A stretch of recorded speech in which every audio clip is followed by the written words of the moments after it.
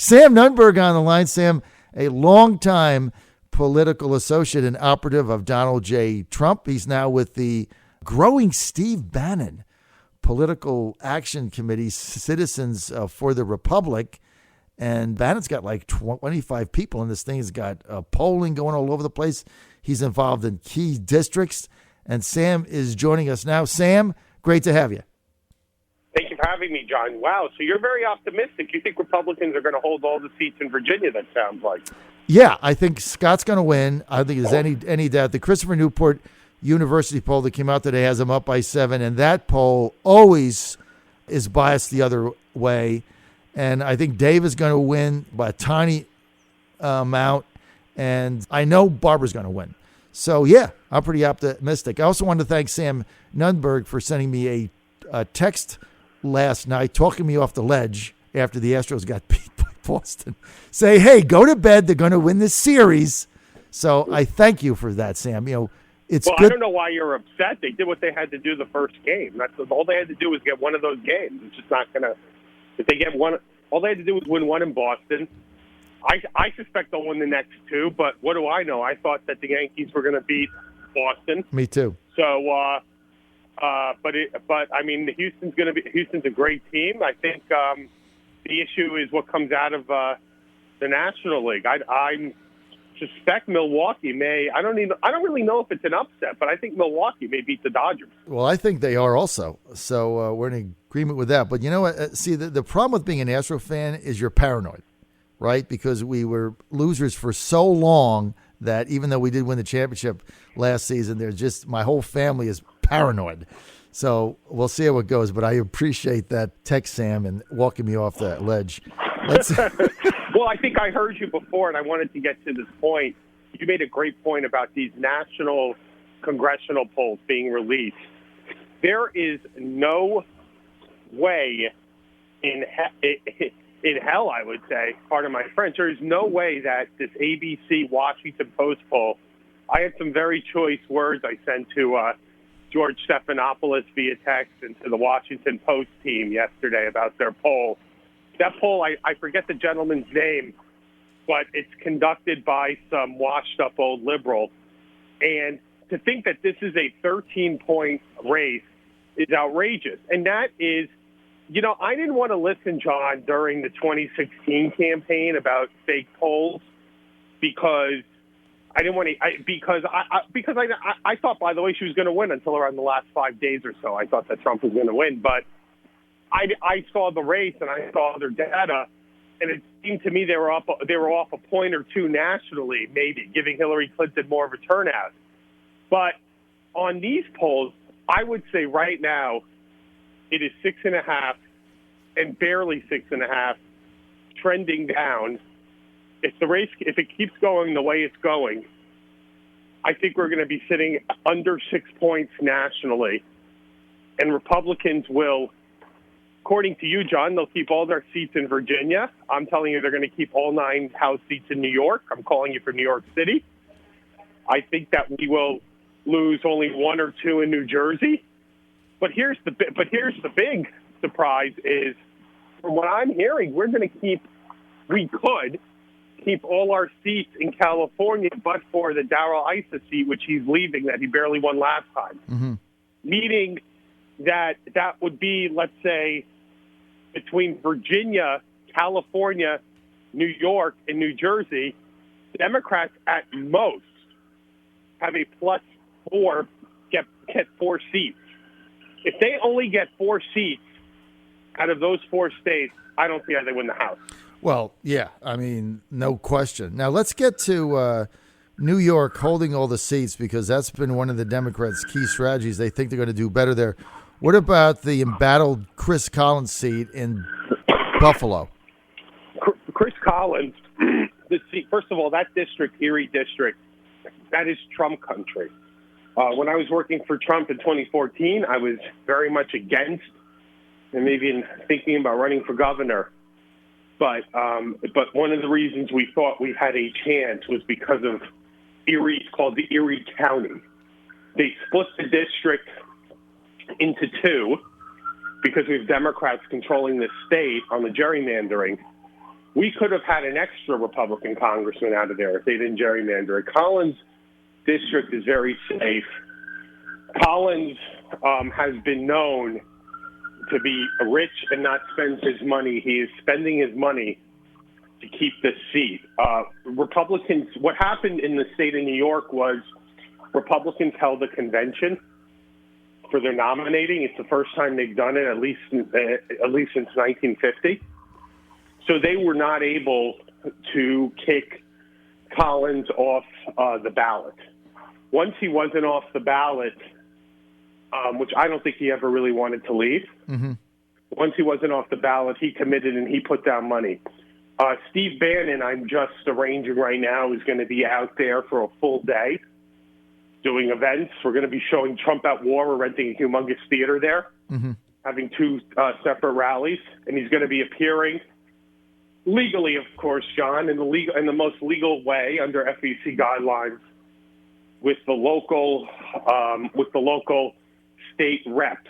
And I just want to let your audience know about the Collins district. There is a David DiPietro, who's a state assemblyman, and he is basically Freedom Caucus on steroids.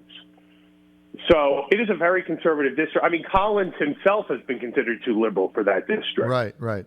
And he's typically won the primaries because he's outspent his opponent. So that's one of the reasons he was the first person after endorsing Jeb. He went to endorse Trump during 2016. So we're going to hold that seat. The only seat in New York that you could argue with me we could possibly lose, and I don't think we will, was this New York 19. And just to explain it, I don't know your districts perfectly, but I would say half the district was like Comstock's district. Right. But the other half is upstate New York. We have John Sasso, who's the congressman. He's only a one-term congressman, but he's been a New York politician, has high name ID. And the Democrats, in their infinite wisdom, recruited a terrible candidate. So I'm telling you, I think that we're going to hold all the seats, all 9. What about? Remember, this is about attrition. It's just we need to stop the attrition. Right. We just need to keep what we have. Sam, what about the Staten Island seat? Staten Island, first of all, Staten Island is the most conservative district in the borough of New York. Right. In 2006, but there were a couple issues that happened. Our congressman, I forget his name, it came out that he was living in Virginia and he had 2 families. And yeah, I obviously forget you the guy's had name. everybody realizing, including Republicans, that George W. Bush, yeah, I'm saying this, not you, was probably the worst president in modern day history. No, we're in total agreement with that. Total agreement. Okay. So, but with that said, that was a fluke. Right. On the other hand, they recruited. What happened is the Democrats recruited a vet. You know the whole deal. They recruit these people. You think they're Trump candidates. Right. And he has a lot of money. But Steve Bannon's going to be there.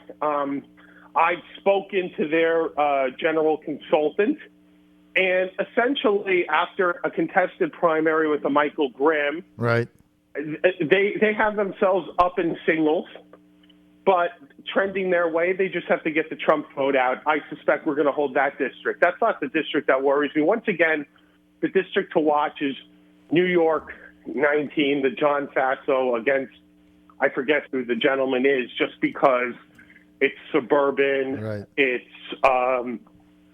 majority Democrat in terms of Democrat advantage. But it's still an R+2 district. We're with Sam Nunberg, a longtime political operative of Donald J. Trump. He was also with the Trump campaign. He's now with Steve Bannon's new political action committee. He's a senior advisor there, Citizens for the Republic. Sam, let's go to New Jersey.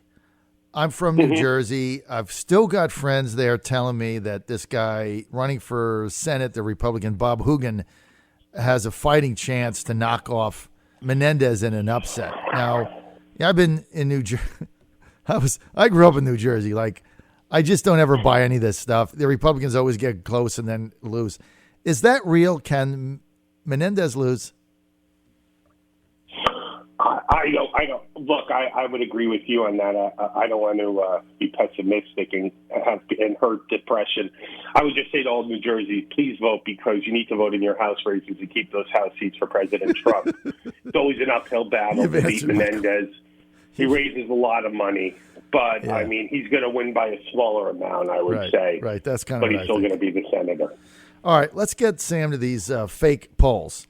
So you look at the polling that's coming out showing this, these wide gaps by Democrats, and they're using the same polling methodology they did in 2016 when all of them kept saying. Even worse, by the way. Worse. I would argue, John. Right? Sorry to interrupt you, but even worse. Worse. So they're fake polls by the fake news, driven a fake agenda for a fake narrative.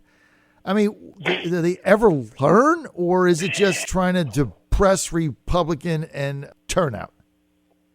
Well, yes, I think first off that despite what they will tell you, they certainly are trying to depress Republican turnout. I think that you talk to, look, I have friends in the New York Times, the Washington Post, those reporters as well. They all talk, or at MSNBC contributors, and they all talk as if it's, fait accompli that we'll be going through impeachment proceedings because the Democrats are going to win. I do agree with them, by the way. If the Democrats get the House, they will look to impeach President Trump, but it fits their narrative. They're not sophisticated. It's older. These are older pollsters. They don't understand the demographics. What I also think too is the following. The reason I said that they were worse when you were talking about it, John, is because they are basing it on they're basing it on a voting model.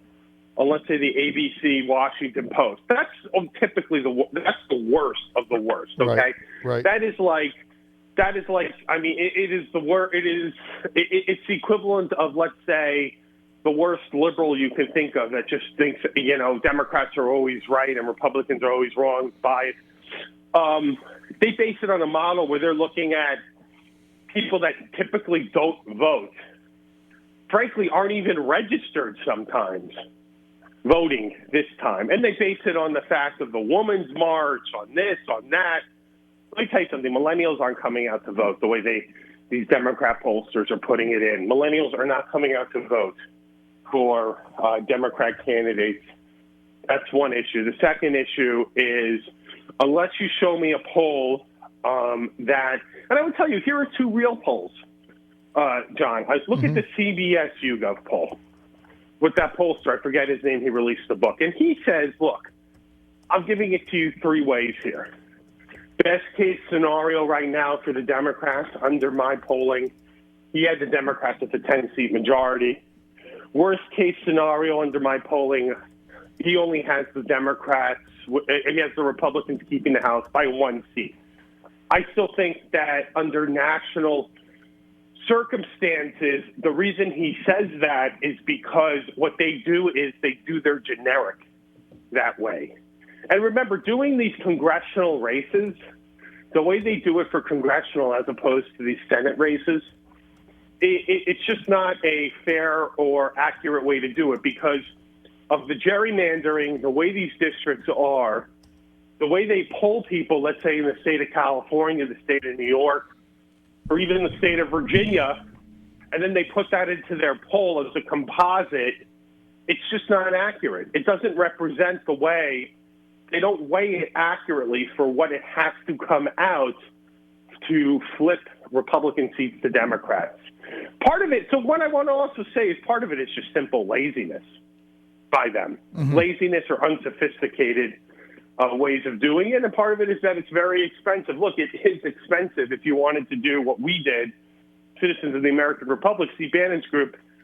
We spent $200,000 on polling, and what we did was we sub-regioned the polling in the states as well. We didn't even do state. We said we want to see, let's say, Upper West New York, right? We want to see Southwest California. We want to see we will look at the state of Washington, right, where we have Washington A. We said we want to see northern western column of Washington. Right. That's the way you got to do it. But that was $200,000 we spent. Right. You know. So it's a lot more expensive to do it the right way than do it the Yeah, but what's easy. ironic is these networks, they don't spend the money they have to spend, but Right. they have 15 people doing jobs that one person can do. Right. Right? In some of these newsrooms and things like that, you would think they actually would want to spend money on real polling, but they don't. All right, let me shift over to some policy, and I want to get your thoughts. Mike Pompeo just dispatched to Saudi Arabia to Riyadh by the president, who spoke with Mohammed bin Salman, King Salman, today. King Salman denying he had anything to do with Khashoggi. That's hard to believe for the average person, but he is denying it. You have to, I guess, take that. But then the president turning around and telling Pompeo to go there. The president saying on Saturday that if it was proven that Khashoggi was murdered in the consulate, that there would be severe punishment for the Saudis. The Saudis then turned around under MBS and said, we will retaliate. What do you make of this whole thing, Sam? Well, I think retaliating, that's ridiculous. The retaliating comment coming from Saudi Arabia was on their state-run TV. It was probably someone the equivalent of like the equivalent of a radio host saying something, right? Right. So let's not take that. And there's no way the Saudis, they said they'll retaliate and they'll start aligning themselves with Russia. You want to align yourselves with Russia. You'll end up in the Shia Iranian crescent. So that's not realistic. What I think is the following. This reporter was killed by the Saudi Arabians. Not only was he killed, he was apparently killed in a barbaric manner. It was something that went wrong. I don't know why this gentleman went into that consulate. That was obviously he's not responsible at all for what happened. But considering considering the pieces he was writing and knowing about MBS, look, MBS. Donald Trump is correct about MBS for the following reason. Remember, George W. Bush took us into Iraq. Not only, fine, you want to remove Saddam, but then he said, we're going to have them vote and they're going to select a democracy and you're going to end up having Starbucks there and movie theaters. Okay, that's not the way it worked out. Mm-hmm. I have no problem with us in these regions supporting monsters if there are monsters. But if there are monsters, they need to realize that they can act like monsters in their own fiefdoms. We're not going to judge them on that, but you can't do that to Americans. Right. This man is an American citizen. He's an American resident. I don't think that Steve Mnuchin should go to Saudi Arabia. Agreed. There has to be some kind of consequences for this. And I will say, from a selfish point of view, one, the president has done the right thing by sending Pompeo there. Number two, we can't let this be the Democrats' October surprise. I'm going to just tell you from the election. It may not be nice to say that. It is what it is. I say things. I'm not politically correct. So I just think we need to handle it. I also agree, though, we need that. There is no reason why we should not sell them arms that can be used against Iranians and or Iranian proxies. Otherwise, the Chinese will sell them to them. So that's where we are, and I think the president just needs to handle this. If I were MBS, I would stop issuing these denials because, another piece of news to me was they have everything from the man's Apple Watch, right? So now, I wear an Apple Watch. Now we know that even when you wear your Apple Watches, they, the government, we're talking about Turkey, can get all your audio. So MBS clearly, from all public reporting, murdered this guy. I don't care if this journalist was Muslim Brotherhood. I don't care who his allies were. I don't care what he didn't meet with bin Laden. It's irrelevant. Right. And he cannot conduct himself. If he wants to be a Western society and he wants Saudi Arabia to modernize, and frankly, MBS wants Saudi Arabia to modernize economically, John, so he can stay in power the same way that Trump is trying to make a deal with Kim Jong-un. Kim Jong-un will give up nukes if Kim Jong-un can stay in power, right? So I think that there has to be some consequences for this. And the president, I think, will announce them soon. Sam, we're in complete agreement. Great analysis. Thanks for being with us, Sam Nunberg. Always appreciate it. Sam, with Steve Bannon's Political Action Committee, Citizens for the American Republic, CARS, the acronym, Citizens for the American Public. You can find it on the web. Sam, thanks for being with us.